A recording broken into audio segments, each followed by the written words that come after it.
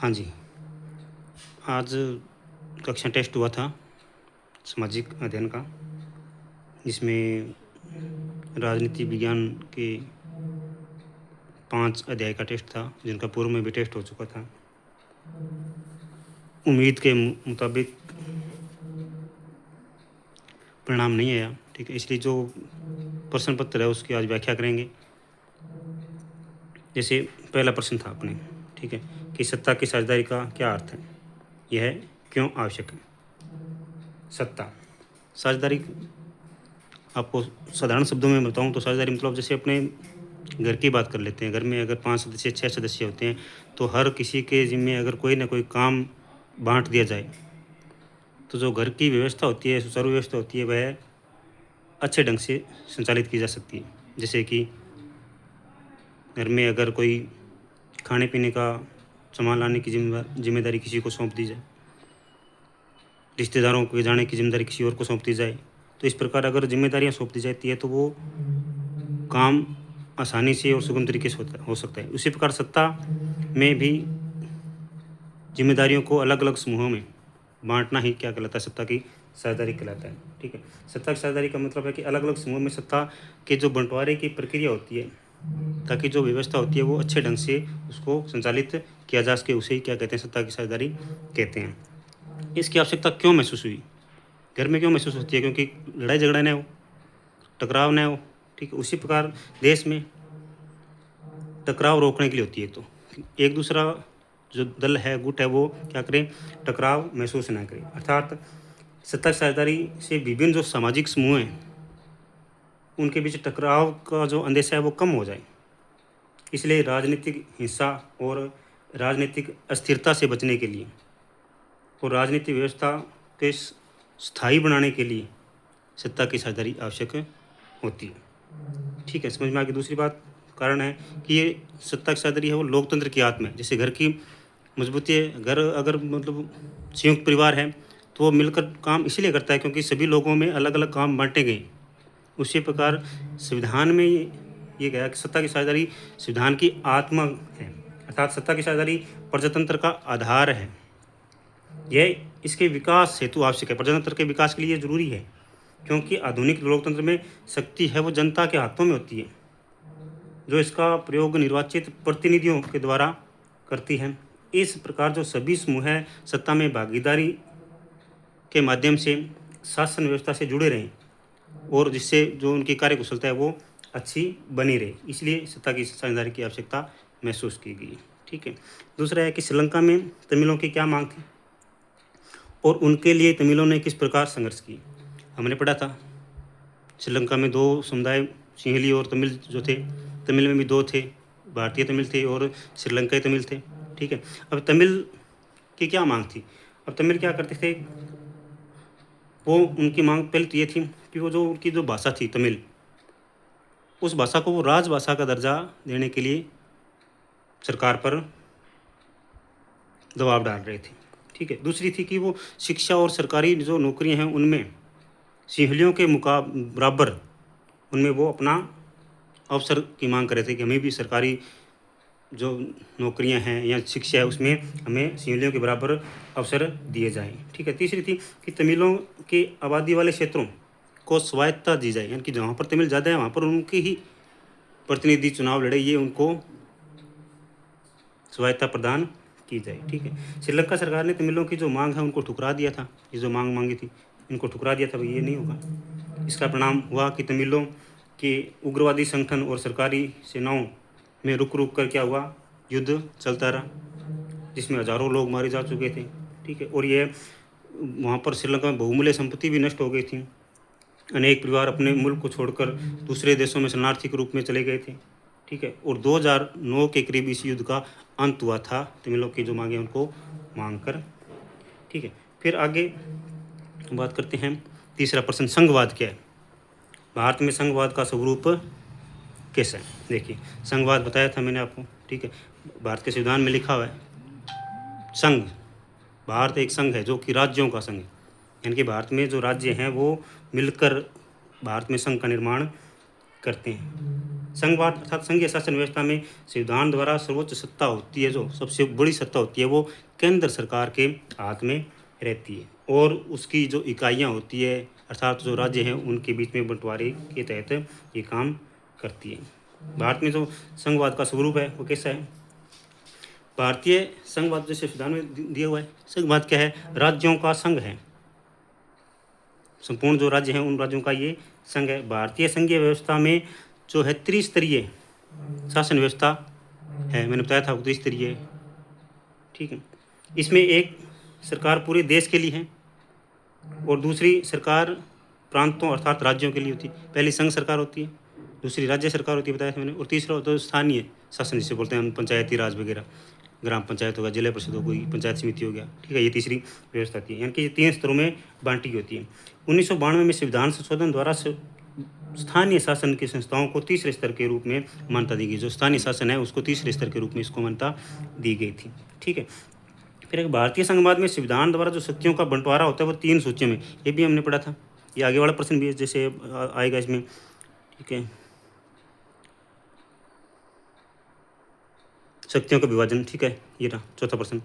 ये कहता है कि भारत में जो शक्तियाँ वो 3 विषयों में या 3 सूचियों में बांटी गई, जिसे संघ सूची कहते हैं हम, राज्य सूची कहते हैं और समवर्ती सूची कहते हैं। संघ सूची में जिसमें कि केंद्र सरकार निर्णय करती है, कानून बनाती है, ठीक है, और राज्य सूची जिसमें राज्य सरकार कानून बनाती है, और समवर्ती सूची जिसमें राज्य और केंद्र सरकार दोनों मिलजुल कर काम करती है, लेकिन टकराव की स्थिति में जो है वो संघ सरकार की ही कानून व्यवस्था जारी रहती है, ठीक है। इस प्रकार 3 शक्तियाँ होती है।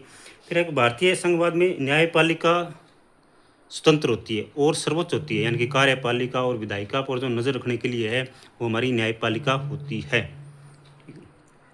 फिर है भारतीय संसद संघवाद में सारे राज्यों को बराबर अधिकार नहीं है, कुछ विशेष अधिकार के तहत राज्य भी हैं, ठीक है, कुछ राज्यों को विशेष अधिकार भी दिए गए हैं, ठीक है।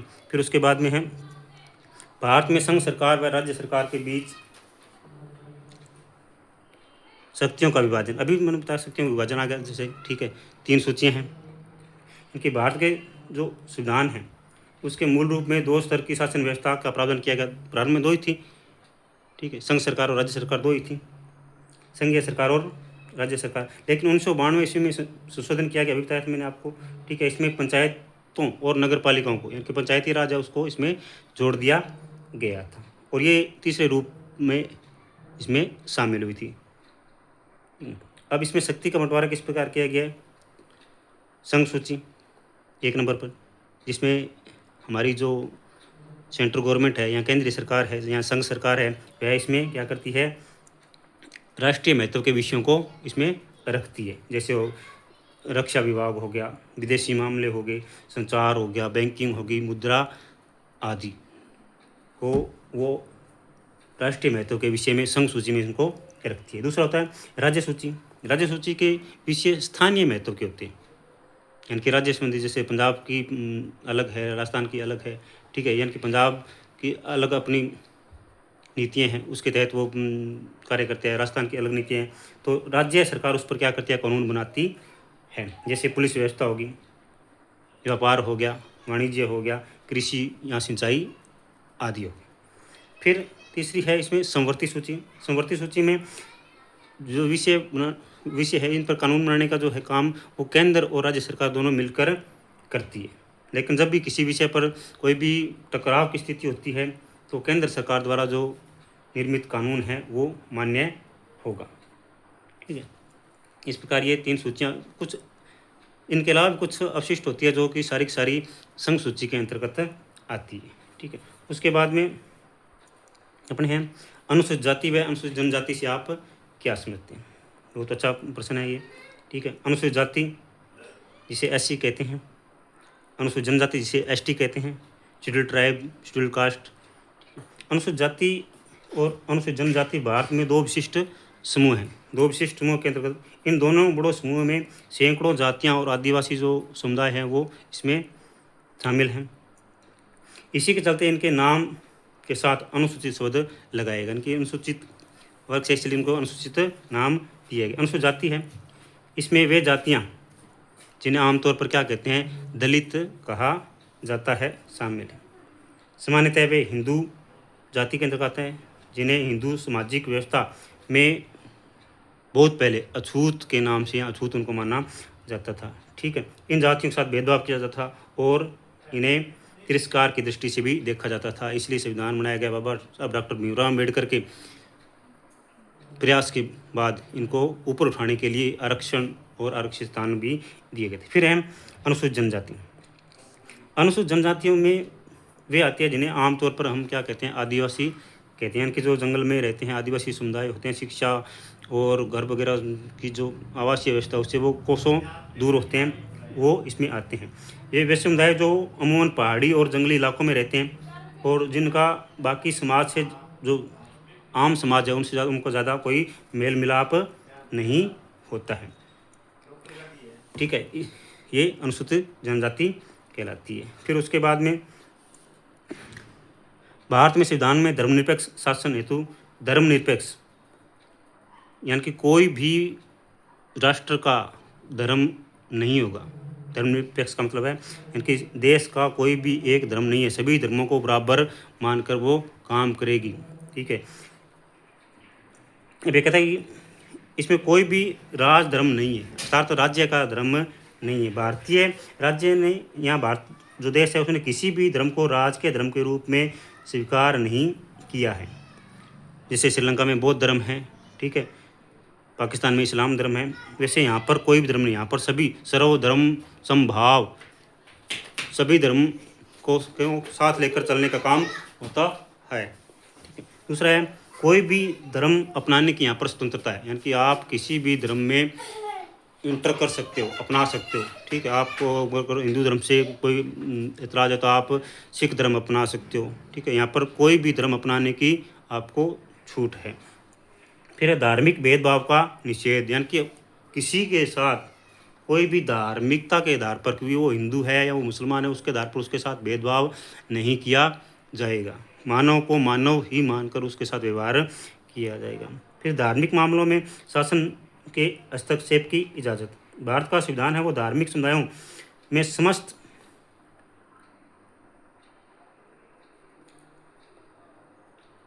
समानता निर्धारित करने के लिए शासन को धार्मिक मामलों में दखल देने का अधिकार देता है, यानी कि सभी समान हैं, उनमें किसी प्रकार का कोई दखल नहीं दिया जा सकता। जैसे कि छुआछूत है, किसी को साथ छुआछूत आदि का भेदभाव करना भी इसके अंतर्गत आता है। इसलिए जो भारत का संविधान है वो धर्मनिरपेक्ष शासन हेतु एक सर्वधर्म समभाव, सिख, हिंदू, मुस्लिम, सिख, ईसाई के तहत ये काम करता है। ठीक है, उसके बाद में हाँ आगे 7वां प्रश्न है, भारत में राजनीतिक दलों को राष्ट्रीय स्तर की मान्यता देने के क्या मापदंड हैं।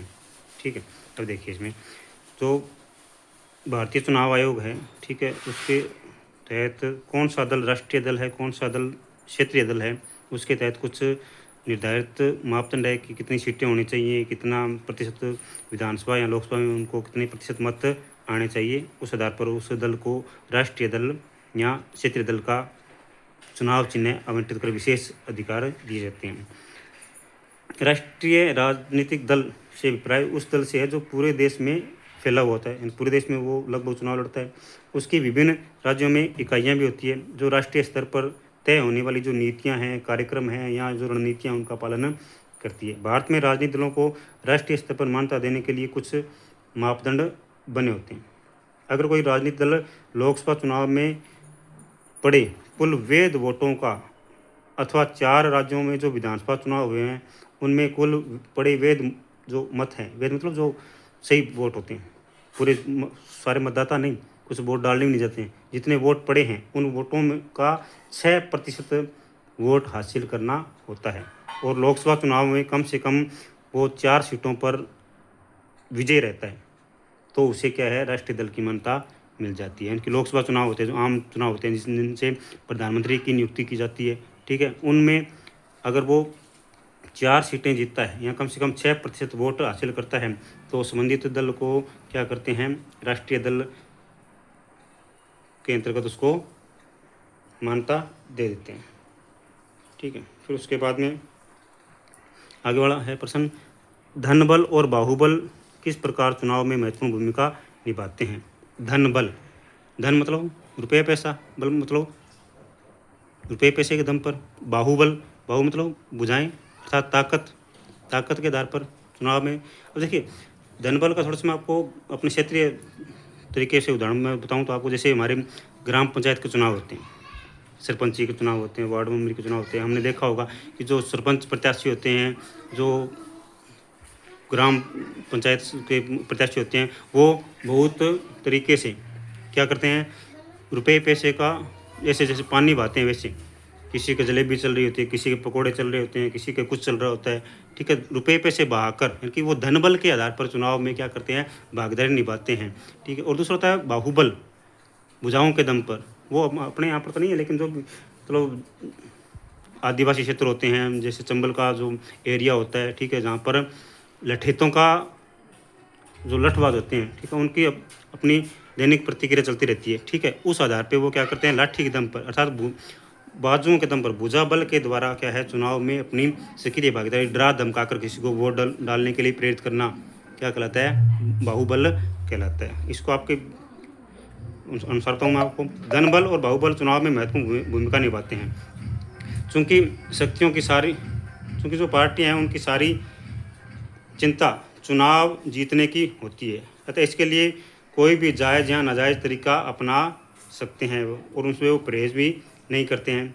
वे ऐसे उम्मीदवार उतारती है जिनके पास काफ़ी पैसा होता है। ये आजकल देखा है, जिनके पास ज़्यादा पैसा होता है वो, उनको क्या है, सरकार या जो पार्टी होती है वो चुनाव में क्या है, सीट उसको आवंटित करती है।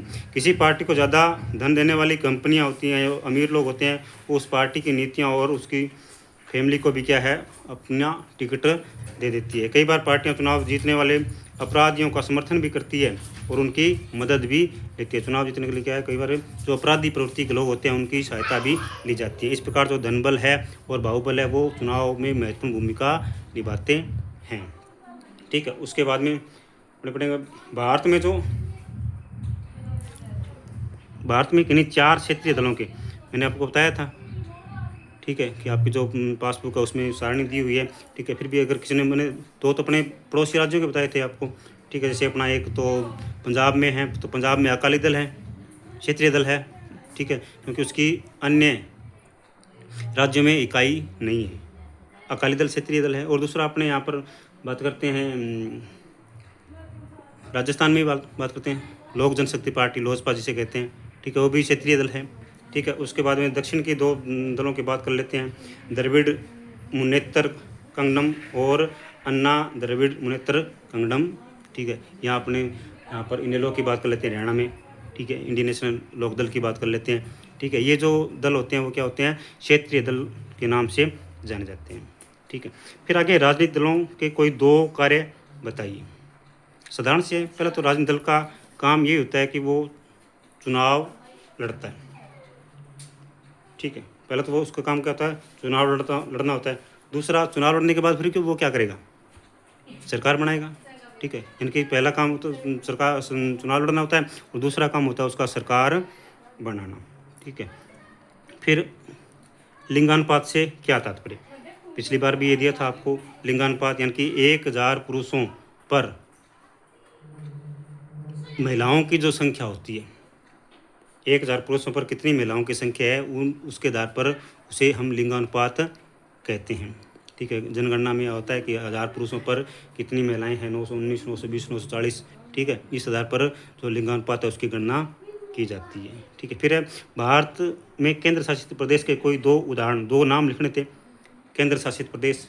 ठीक है, जैसे अपने दिल्ली, चंडीगढ़, ठीक है, लक्षद्वीप, अंडमान निकोबार द्वीप, दादर नागर हवेली, ठीक है, पुडुचेरी वगैरह। ठीक है, तो आपको 2 ही उदाहरण लिखने थे। ठीक है, आशा करता हूँ कि आपको ये जो आज टेस्ट का जो व्याख्यान बताया वो समझ में आएगा। इसको 1-2 बार अवश्य देखना। आपकी जो पासबुक है, किताब है, ठीक है, आपकी जो वर्कबुक है उसमें से इसको देख के साथ साथ याद करना। 100% कह सकता हूँ मैं कि आपके ये याद होगा, आप इसको कभी नहीं भूल पाओगे। ठीक है, अगर ये वीडियो पसंद आए तो आप इसको लाइक कीजिएगा। धन्यवाद।